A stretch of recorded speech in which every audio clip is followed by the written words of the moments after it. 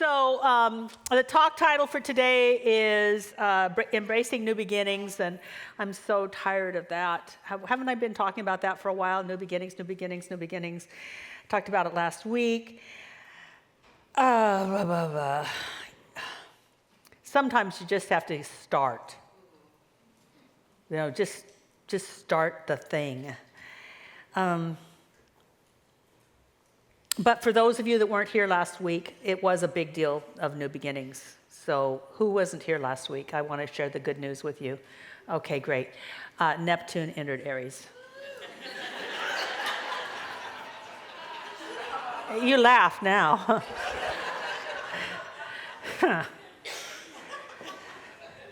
But let's talk about something else. I feel like Paul Harvey, and wasn't it Paul Harvey? Yeah, the rest of the story. For those of you that don't know Paul Harvey, just Google it while I'm talking. Anyway, Paul Harvey, the rest of the story.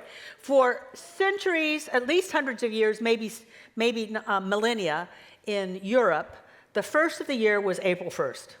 Why? Springtime. It was, going into Aries, the beginning of the zodiac. And then the authorities, and I'm not sure who the authorities were, but I do know there were some authorities, but I do know, but I'm not naming names. Anyway, the authorities decided that January 1st would be a better time for the new year. And the people were saying, but it's cold, it's dark, how are you going to party? You can't, what? No. But they decided it would be January 1st anyway. So the people that didn't go along with the change, on April 1st, they were celebrating the new year, and they were called fools. No, really. Google it. April Fools. Now you know. Isn't it great to come here or to listen online, and you just feel so much wealthier with useless information? I mean...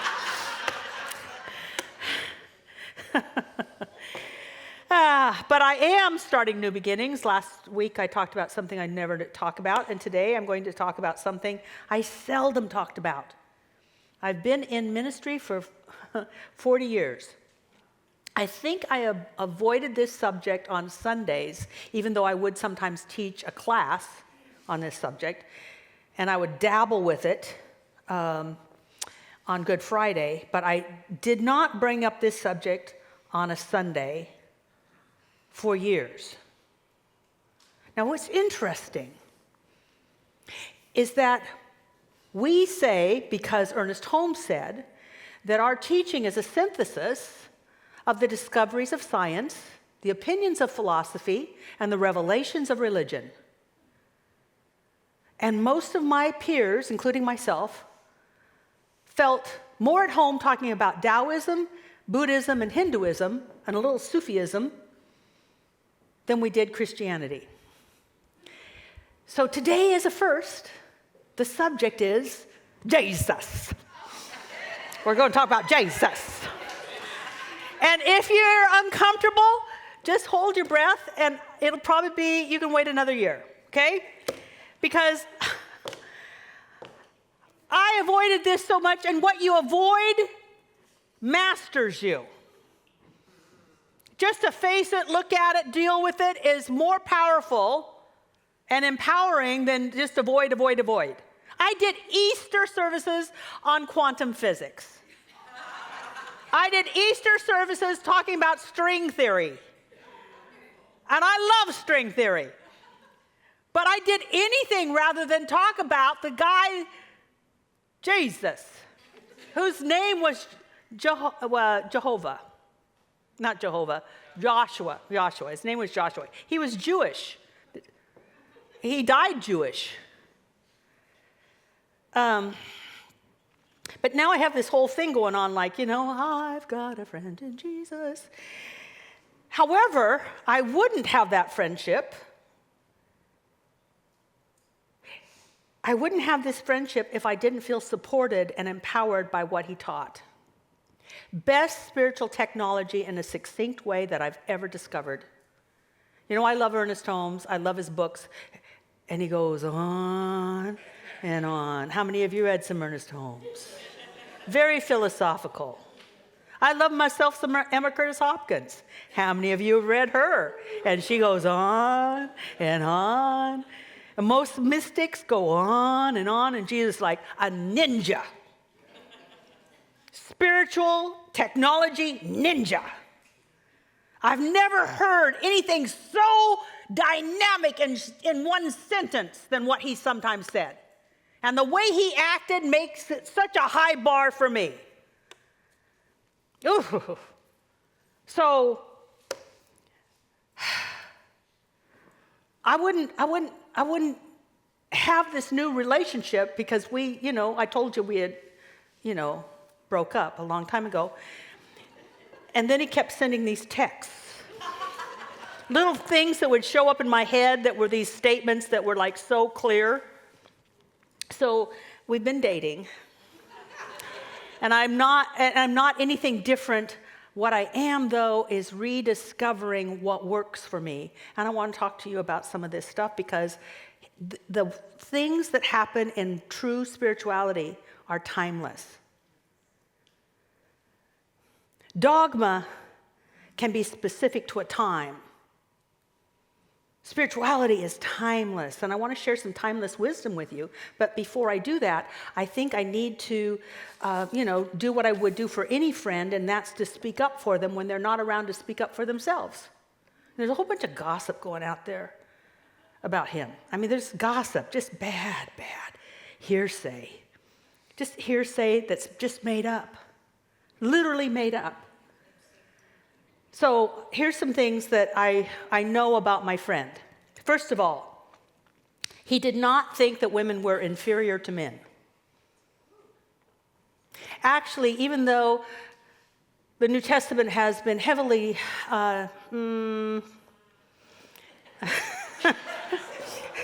what's a good word? Interpreted and massaged by the leaders of the church that at the time were and are sometimes still male, Jesus, you couldn't wipe out the fact that Jesus had women disciples. Who did he show up to the story says that he first came out of the grave? Women disciples. It said that his lifestyle was supported by women disciples. There's a gospel that was hidden for a very long time and just became available 80 years ago, which was the gospel according to Mary, where he told his most secret ideas and spiritual technology to a woman. And the other disciples, according to that gospel, the other disciples said, well, why did you tell her?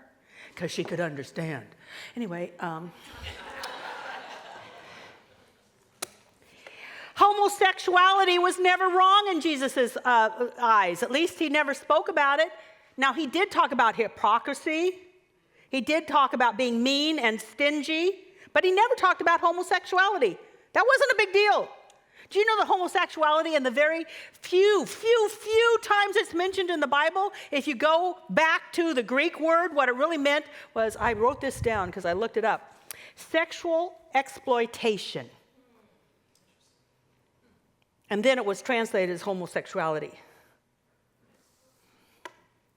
Being transgender was not a sin in Jesus' eyes, at least he didn't talk about it. He talked about a lot of other things. In fact, actually, being transgender is never mentioned in the Bible. So when people say to you, transgender, God's against it, it's all wrong, ask them for chapter and verse. It's not there. I mean, have you heard those rumors going around?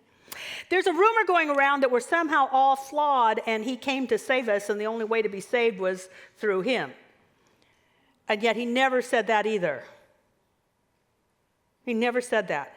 He did say that you could be saved from your stinking thinking, but he didn't say that you were sinful.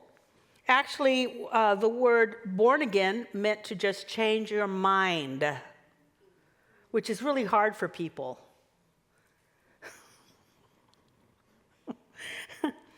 How many of you read the parable of him healing the blind man, the man that had been blind from birth? How many? Wow, a lot of Bible people second service. First service, I don't know where they came from. Because what's interesting is I was brought up in an atheist, agnostic family, and I was still being influenced by those stories. Emma Marino was here first service. She was raised, Marino, I know it sounds like she wasn't raised Jewish, but she's Jewish. And she was influenced by those stories. It's in the culture. So when I say, do you remember the story, it could have been that it just shows up because it's in the culture. Well, anyway, he healed a man that had been blind since birth. And his disciples said, so who sinned? Was it him or was it the parents? Doesn't that sound like the consciousness police? How many of you have ever thought to yourself, well, I wonder what they did? Only a few of you right over in this area. And those that are ducking.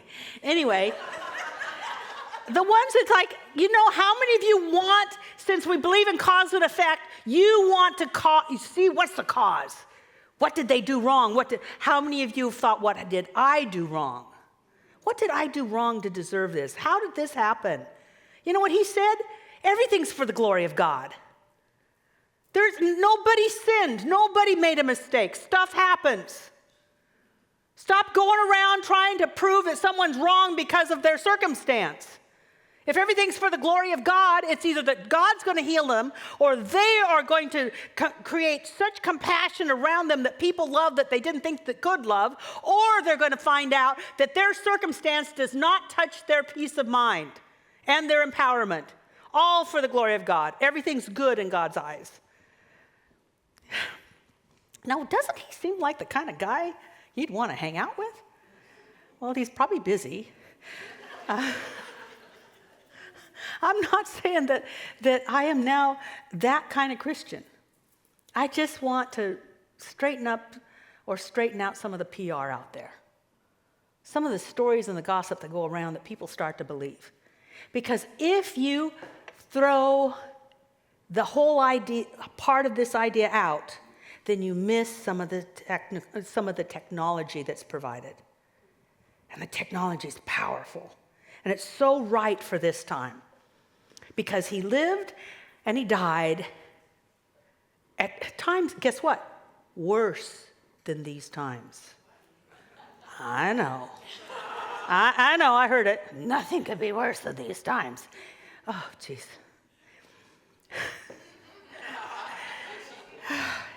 Okay, so let me tell you about those times. At those times, over 2,000 years ago, there was no world peace anywhere. Everything was being occupied. You were either an occupier by force or being occupied, at least in what was the known world around the Mediterranean. People who were being occupied, the leaders of the countries being occupied, tried really hard to make everybody nice so nobody got mad. It's sort of like a spouse, a parent, where the other parents are raging something. And they try to keep the kids nice and quiet and don't rock the boat. That's what it was like to be in occupied Judea. Don't speak out. Don't get attention because of the Pax Romana. Now, doesn't that sound nice? The peace of Rome. Do you know what the peace of Rome was? It was, if you say anything against us, if you stand out or look even the slightest bit powerful, we will crucify you. So you think crucifixion was just for 3 guys once? No, the roads were lined with crosses. Anybody that stood out as even a tiny bit of a threat were put on a cross. Now, can you agree that it was maybe a tiny bit worse than it is right now? And yet, you know what his message was? His message was, I'm going to continue to stand up. I'm going to continue to talk. I'm going to continue to say that there's a power within each and every human being. I'm going to say that we can have dominion and authority and freedom within ourselves, which will give us heaven. I'm going to continue to say that we don't have to believe in this. I'm going to continue to say that our soul is eternal and that we are one with God and it need not be worshiped only in that place. I'm going to continue to say that. And you know what? It's not going to be liked. And the authorities aren't going to like it. And Rome's not going to like it. And it's going to be bad for a whole lot of people. But I'm going to continue to stand for what I believe in. And he knew what the result would be. And he didn't back down.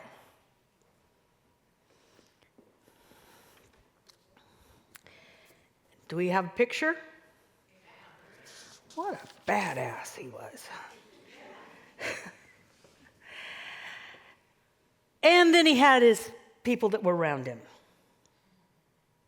And, whoa, stuff going on. Hey, just tap it down a bit. Just, shh, let's go over here and be real quiet.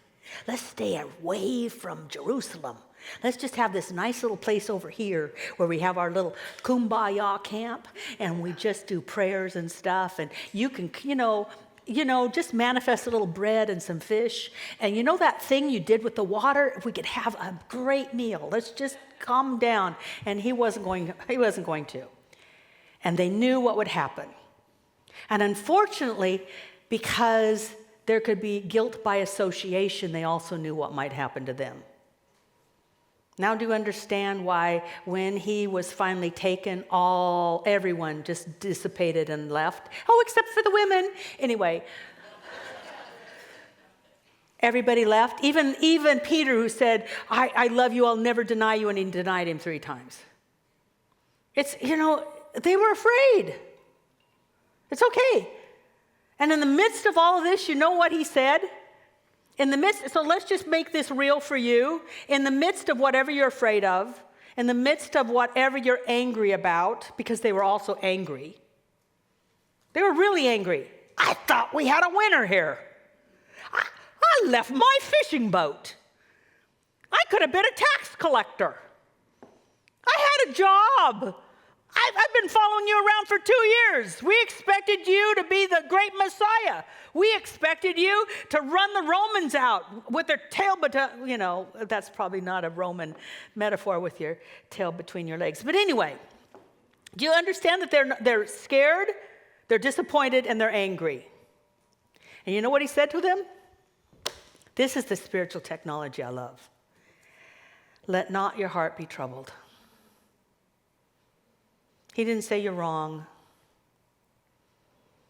He understood where they were coming from.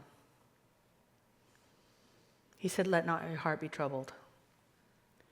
So many people in this room are facing things. And the spirit that was in this man named Joshua ben Joseph, the spirit within him said, let not your heart be troubled. Where I've gone, you can go also. In quantum physics, there is no time or space. It's all just happening on vibrationary levels.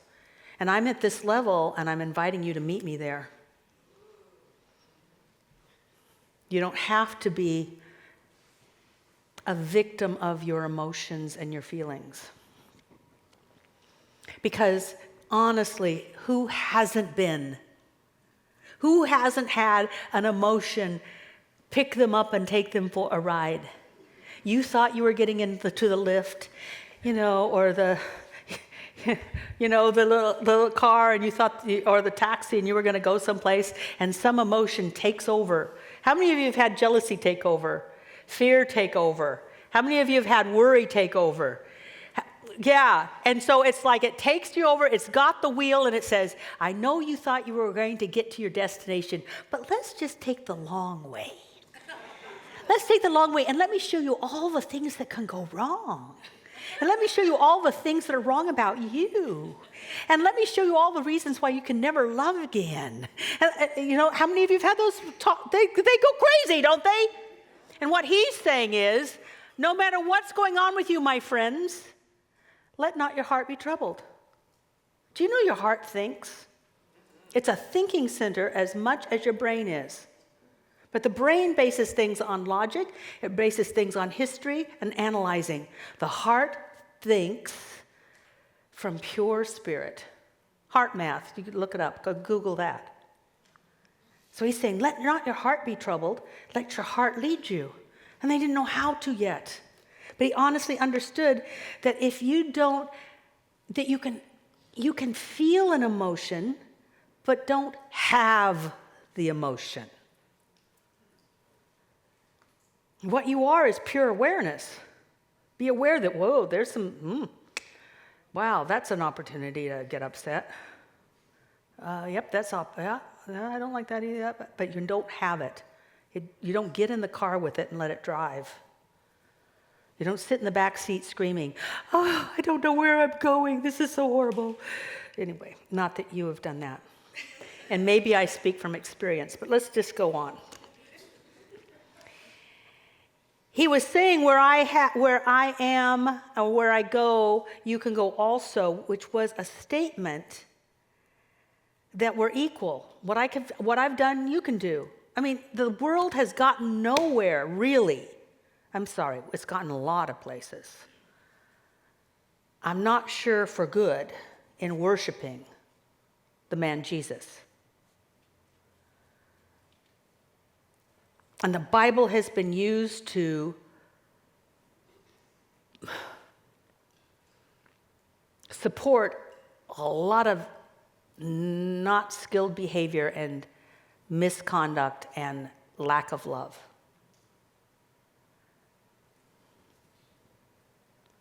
And yet he was saying, why call me good? There's only one good, and that's the Father, the origin, the source within me. And you've got the same source within you. Worship isn't working. Following might be. I want to follow that guy. I want to follow the guy that was so secure in himself that he was not succumbing to what the mob is thinking. I'd like to be there. Now, he didn't blame anybody for feeling this distressed because he could understand. I mean, you know, how many of you have ever been at a very high place and then you've noticed somebody that was probably doing what you might have done except you had a good day? You know, good day. You know, how many of you woke up sometimes and just nothing bothers you? I hope that this happens more often, my dears. I really do. I really hope that happens more often because it's so possible.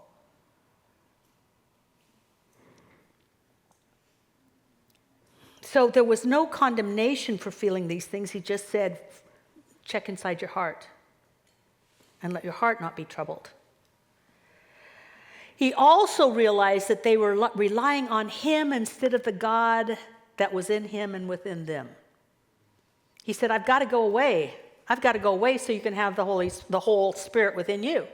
You'll have the whole Spirit and you'll depend more on Spirit if you're not depending on me to feed you, to direct you, to teach you, to comfort you, to protect you, to show you tricks. Then, that is what happened, by the way, according to this story. And how many of us depend on too many people? How many of you depend on somebody? When they're going down, you go down. And when they're upset, you're upset. How many of us depend upon what's happening in the world to evaluate how we're supposed to be today? Only a few of you. This is good. We're improving. Because if I'd asked this January 1st,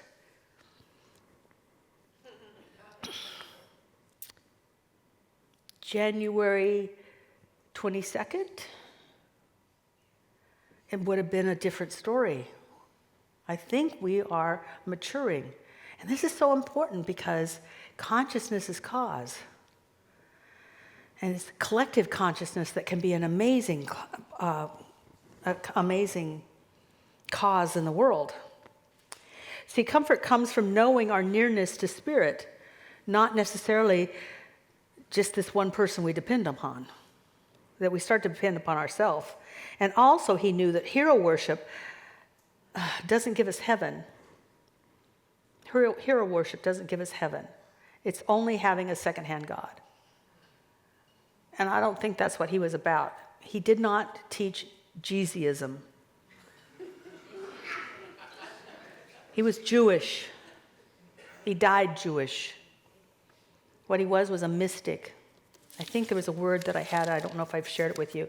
I think he was a spiritual savant. Somehow he just knew things.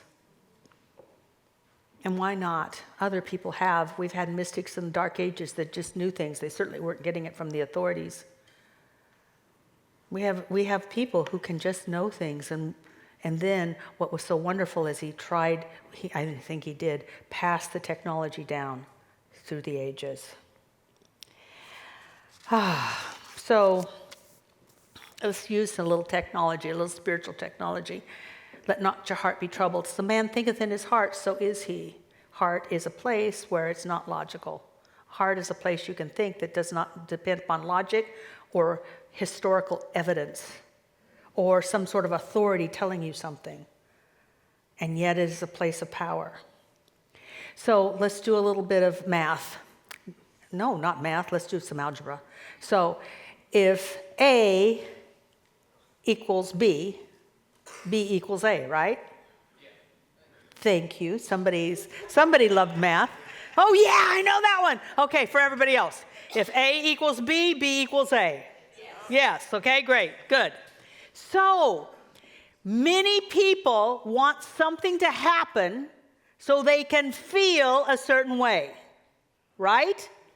This happens, I'll feel this. Guess what?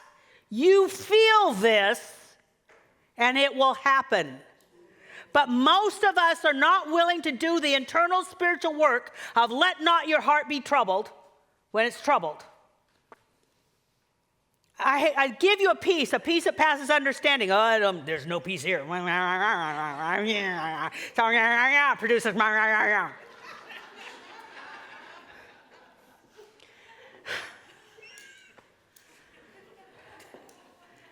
What would you feel if it all was working out?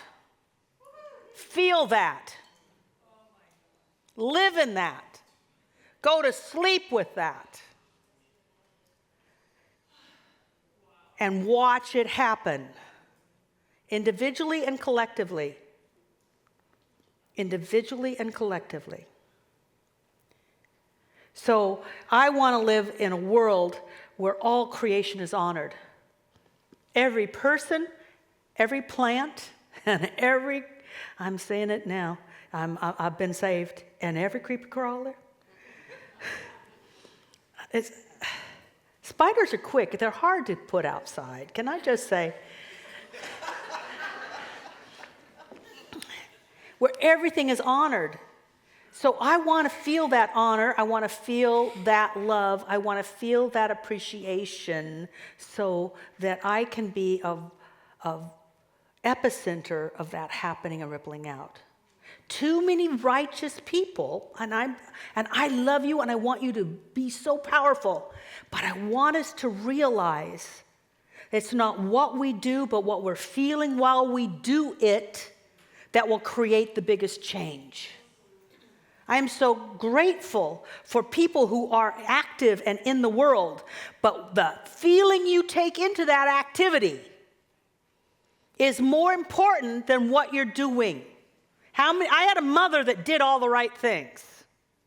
It took me 2 years of therapy to get over it because the feeling wasn't there. There was no mama in that shell. Get it? So let's just close by you closing your eyes and imagining something that you want, whether it's personally, whether it's for your family, whether it's for your country. Now, if that happened, how would you feel?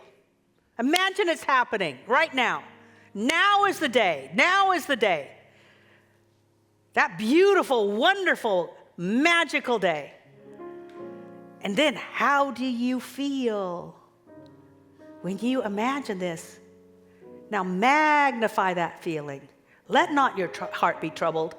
Who knows what he said after that? Let your heart be filled with grace. Let your heart be filled with courage. Let your heart be filled with joyous celebration of life as it is. Who knows what he said after let not your heart be troubled? But let your heart fill up with the feelings that you want to experience day after day after day after day. Hold it in and then make it a promise to yourself. Make yourself a promise that you will rehearse these feelings until the feeling produces the result you want. Hallelujah. And so it is.